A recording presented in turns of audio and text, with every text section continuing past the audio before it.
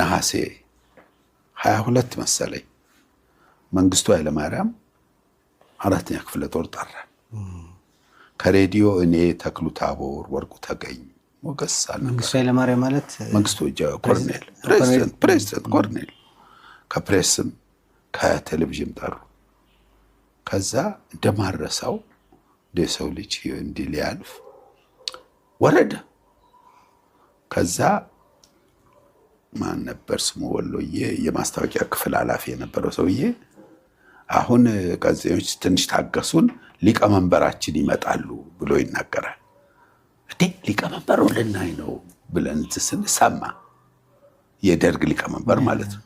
አሁን ማለቴ የደርግ የእንትን የዚህ ስብሰባ ሊቀመንበር ማለቴ ነው አለና አረመ። ኋላ መንግስቱ ያው ሊቀመንበር መንግስቱ መጡ።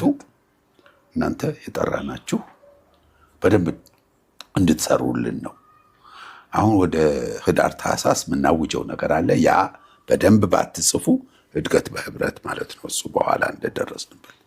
ከዛ በፊት ደግሞ አንድ ትልቅ የምናደርገው ነገር አለ። ነሐሴ 22 ነው ማይንዲው 66 ዓመተ ምህረት እዛ ላይ ደግሞ በደንብ እንድጽፉ። ለዛ ለበሰበሰ መንግስት እንደዛ ስትጽፉ አሁን በደንብ አትረዱንም ዋ አለን። ኃይለኛ ነው። ተክሉ ታቦርን ስንወጣ ምን አልኩት? አንተ ሰው ይጨርሳል አልኩት። ያው እግዚአብሔር ምስክሬ ነው።